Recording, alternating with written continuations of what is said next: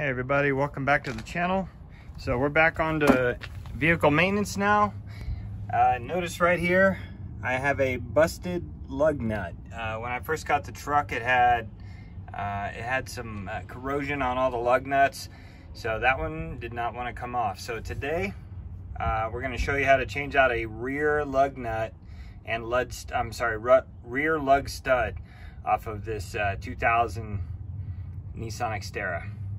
All right, stay tuned.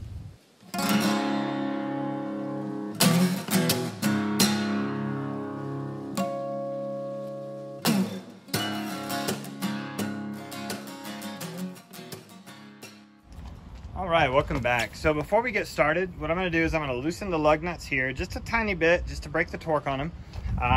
What I've done over here is I've placed a little wedge underneath the wheel to keep it from rolling, and we're going to place the jack where it's supposed to go, which is underneath those two U-bolts underneath here. All right, guys. So remember, when you're doing this, you're going to want it. You're going to want the emergency brake off. So in order to do that safely, you have to put the wedge under the wheel, and you also have to have a flat surface. Okay. All right, so we're gonna get these lug nuts off, get the tire off, and I'm gonna show you the hardest part about getting these off, which is the brake drum. The brake drum is the hardest thing about getting these lug nuts fixed. Because that brake drum, sometimes it's seized on. I had it off a while back. I did not film it. My emergency brake was stuck. It was stuck, it wouldn't engage due to, salty roads, water, whatnot. And I ended up having to go in there, put some lube on it, and move it back and forth kind of forcefully until it freed itself up. No parts were needed. But interesting note, all these lug nuts, they only wanted 20 cents for the stud and 20 cents for the lug nut at the junkyard. Amazing deal. All right, and for safety, what you need to do is, if you don't have a jack stand, you need to put this tire underneath the car. And what it'll do is it'll offer you a secondary sense of protection. All right, so basically nothing is holding on this caliper right now. So I'm kind of working it back and forth to get it off. Not caliper, brake drum. So I'm just kind of working it back and forth. I've pinched my fingers in here before, so I'm kind of cautious. Now I'll put my fingers in there. But as you rock it back and forth, it'll eventually come loose. There we go. There it is. All right, so our bad lug nut's here. Our lug stud is here. Let's see if this thing's still working. Oh, it is good. Good, it's working good. All right, so what I'm gonna do is I'm gonna place an old lug nut on here because I don't want to bend anything. I'm gonna place an old lug nut on here a little bit. Let's tighten it on there. And I don't want to, I guess it doesn't matter with a old lug, but I need to have something to hit it on. So watch what happens when I hit this lug nut.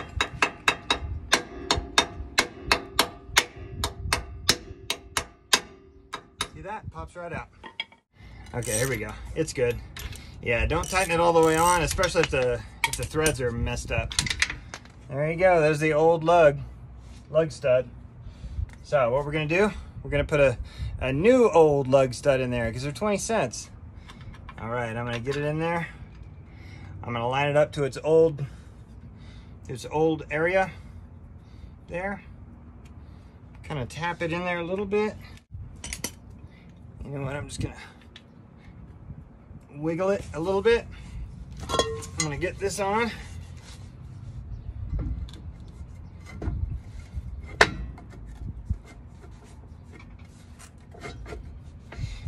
So I gotta get them aligned out. A little bit of a pinch there.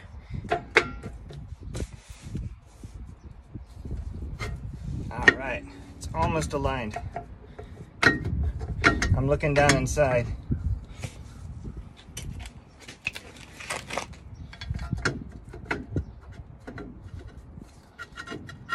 Okay, good. Now what I'm gonna do is attempt to pull this out a little bit. I'm pulling it out, I'm pulling it out. All right, and once I put the wheel back on, it is gonna tighten right on there. Okay, so time to put the wheel on now. You want to be careful. You don't want to push that stud in. So get there we go. Get them all around it. Now here's the crucial part. That's my stud. I'm gonna turn it on. That's the first one. I'm gonna tighten up a little bit to get this wheel locked in there. All right. Now the proper way to tighten one of these wheels on is to put one on one side, not all the way tight, where we have enough room to move, right? Then put the one on the opposite side in.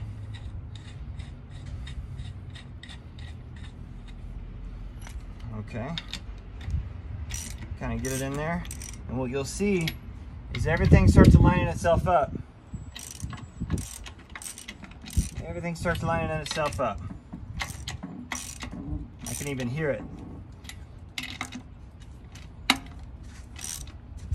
All right, so right now I'm seating that lug stud. All right, I'm seating it.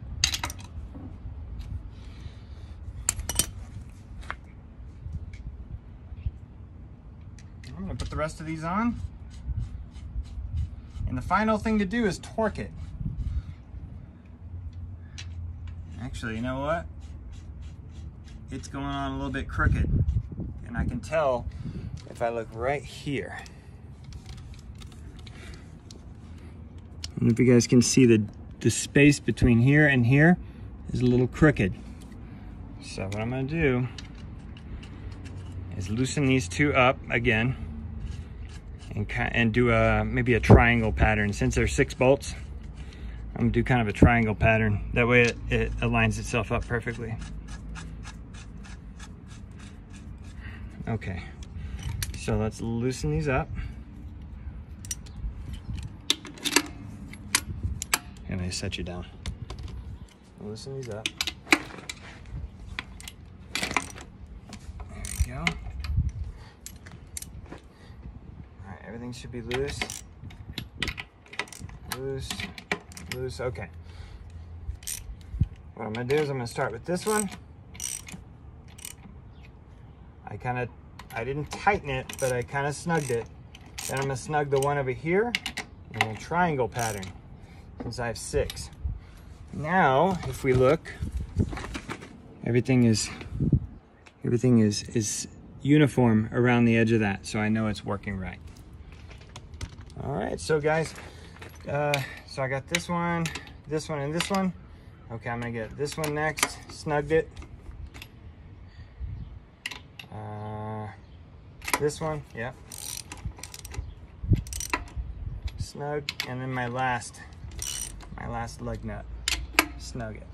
Okay, so what I'll do now is I'm gonna torque them. I believe it's 75 foot-pounds. So I'm gonna verify that and use my torque wrench and finish it off. So that's how you change out a lug stud off your Nissan 2000 Nissan Xterra, and it should be the same for a lot of other ones. So the actual torque for these bolts are 98, which seems a little excessive, but 98 is the answer. All right, see you next time.